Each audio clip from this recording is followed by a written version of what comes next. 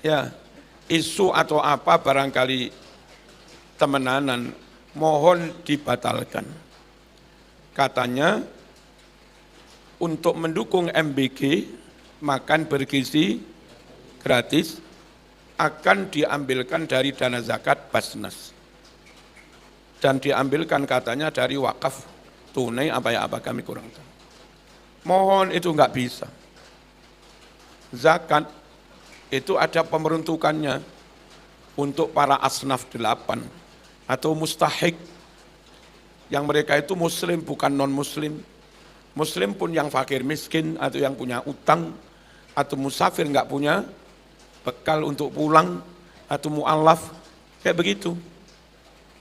Sementara yang menerima manfaat MBG itu pertama pihak pengusaha yang punya dapur.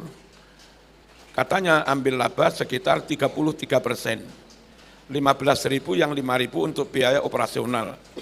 Yang 10.000 jatuh ke penerima manfaat, penerima nasi. Nah, zakat itu untuk asnaf fakir miskin. Nah, pengusaha-pengusaha yang punya 10 dapur itu bukan fakir miskin, itu kaya raya, enggak berhak menerima zakat. Di sekolah-sekolah, kaya miskin terima semua, padahal zakat hanya untuk yang miskin.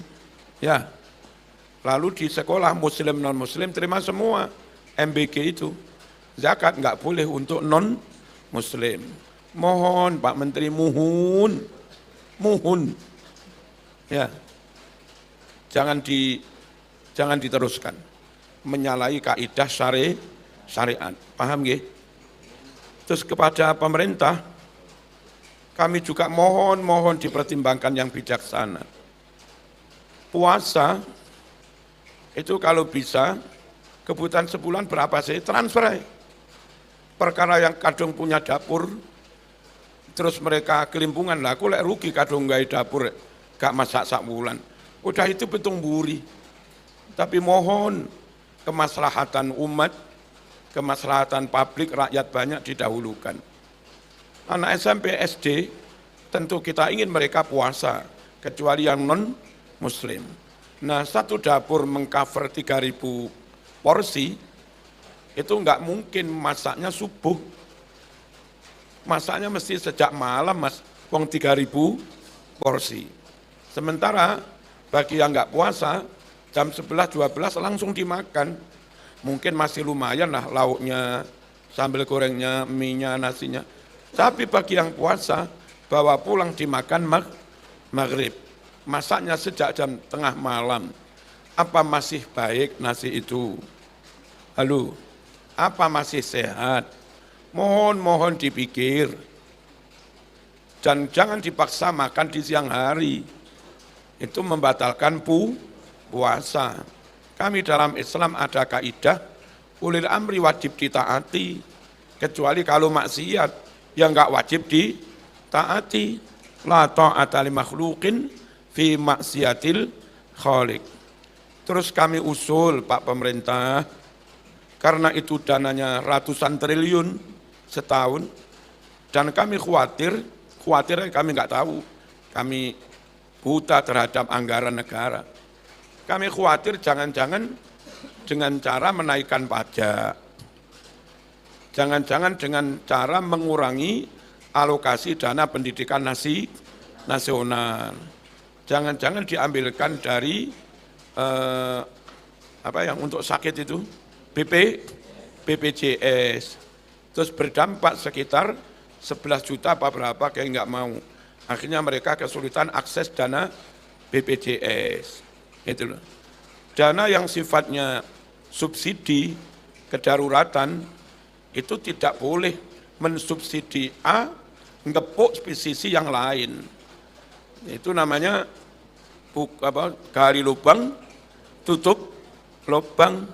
Ya, karena ratusan triliun, supaya enggak membengkak, enggak membebani anggaran negara, supaya enggak ngambil dari pos-pos lain yang lebih penting, supaya enggak sampai utang luar negeri, supaya enggak membengkak, mohon dipertimbangkan semua sekolah atau masyarakat yang akan menerima nggak harus dipukul rata. Tanya aja biar gurunya yang nanya, siapa yang mau terima MBG, siapa yang nggak mau karena sudah ekonominya cukup, atau kadang menu MBG bagi yang kaya itu tidak lebih bergizi daripada yang mereka makan sehari-hari, tidak lebih gurih daripada cita rasa yang dibuat ibunya sendiri. Akhirnya nggak kemakan, mubazir. Mohon ditanya langsung aja, sekolah gasek yang mau siapa. Nanti ya diberi yang mau itu saja. Yang nggak mau biar tanggungan orang tua. Sehingga kalau begitu, maka MBG yang barangkali agak kedaruratan, buktinya diambil dari mana-mana, itu jatuh kepada yang berhak. Nggak sampai dibuang sia-sia, nggak sampai mubazir. Mohon. Kami nggak menentang MBG, tapi kami khawatir kalau dipaksakan seperti itu, mereka yang kaya, yang cita rasanya di atas kualitas MBG, mereka ngenyek, menghina, membuang, mubazir. Apalagi dana begitu harusnya jatuh kepada yang berhak, yang fakir miskin, yang butuh.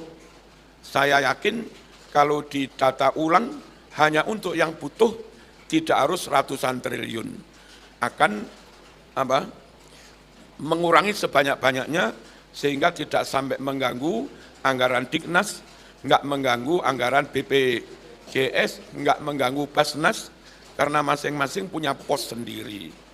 Ini saya matur demi kemaslahatan. Setuju toh? Allahumma shalli ala sayyidina Muhammad. Sekali lagi untuk puasa, jangan dipaksakan dibagi. Dipangan di sekolahan, mereka membatalkan puasa, haram, dibawa pulang, nanti khawatir satu wadai hilang. Besok lupa enggak dibawa guru nih sing kepotokan. Dan khawatir masakannya, sayurnya, jangan-jangan sudah tidak baik. Karena bisa-bisa dimasak sejak kemarin malam. Itu loh. Terus kami juga usul Pak Pemerintah, itu kan untuk membuka lapangan pekerjaan. 1 juta lapangan pekerjaan terbuka dengan MBG. Tapi juga jangan menutup mata, ada yang banyak menjadi korban gara-gara MBG. Banyak sekolah-sekolah yang di situ ada kantinnya. Nah, kantin itu kadang dikelola bapak tukang kebun, bapak itu atau bagian ibu cleaning service dan yang lain-lain. Yang mereka bukan ASN, bukan PNS honorer, yang paling-paling sebulan dapat gaji 300, 400, tapi diperkenankan buka kantin. Lah kena MBG mas, kantinnya yo tutup gitu loh, paham ya? Jadi memang itu bisa membuka lapangan pekerjaan, tapi mohon kita juga sejujurnya membuka mata, buka telinga. Ada yang jadi korban karena MBG itu. Warung sekitar SMP bukan hanya yang di kantin, itu juga terdampak. Anak-anak dulu jajan di warung sekitar, sekarang wis nggak patek jajan. Kasihan mereka juga. Pondok misalnya segede Ploso, Lirboyo, Sarang, terus Asem Bagus, Paiton, terus Zainul Hasan, Sidogiri, itu di sana ada banyak warung, milik Ustadz, milik Gus, milik Ning, milik Kiai. Kalau sekali setiap siang, semua santri dapat MBG, kalau sing tuku ning warungnya Gus, ya Gusnya yang ini mah. Apa ini? Mesak nih. Nah saya usul, jangan puo-puo. Jangan serakah, jangan monopoli, maunya semua dikelola oleh pihak ini. Berbagilah, taruhlah dapur ini, itu mengcover 3.000. Areal nggak jauh dari dapur itu, ada sekian warung. Ya, nah 3.000 itu butuh berapa? Taruhlah butuh beras 2 kintal. dibagi aja masing-masing warung, suruh masak beras 10 kilo. Sekian warung nanti setor ke MBG, tinggal diberi ini loh, berasnya harus ini. Berasnya dari pihak dapur MBG, dimasak oleh warung-warung sekitar, dengan kematangan kayak begini, nanti setor semua ke MBG. Masing-masing diupahi 100.000 lumayan. Ya, ada MBG tapi warung dapat rezeki. Dan nyuwun sewu supaya mengemasnya juga cak-cak ndang selesai. Jangan hanya pegawai resmi yang mengerjakan, bagi rezeki lah. Ada anak kampung, ada anak IPENU, pemuda Muhammadiyah, terus ada Karang Taruna nganggur, ya ambillah anak 50 apa ya apa, setiap jam berapa pagi, mengemas bareng-bareng, nanti diupahi 50.000-an. Berbagi tapi kita nggak gupuh masak sejak malam, masak pagi berani, karena dimasak puluhan warung yang ada di sekitarnya, yang pihak MBG tinggal lauknya.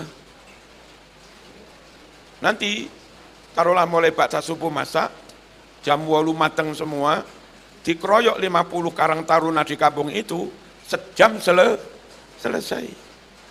Sehingga nasi itu benar-benar fresh. Andai yang begitu dimakan buko, saya kira masih nutut. Ya, kalau masak dari malam dimakan buko ya wassalam. Mohon dipertimbangkan semua, dan ini kalau sampai enggak dibenahi, terus ruwet ribut di bawah, itu juga merugikan Pak Presiden juga. Nama Presiden jadi enggak baik, gitu loh. Popularitasnya jadi menurun, angka dukungan jadi menurun. Nah gitu loh. Jadi kalau kami usul begini, bukan anti pemerintah, itu juga nama baik pemerintah juga. Gitu ya. Dan mohon kontrol mutu benar-benar diterapkan. Dapur yang harusnya beras premium tapi pakai beras bulog harus kena prit, kartu kuning. Ya. Ayamnya misalnya harus ayam segar, tapi dia membeli ayam fresh run, impor dari Australia atau dari mana-mana, ya kena semprit.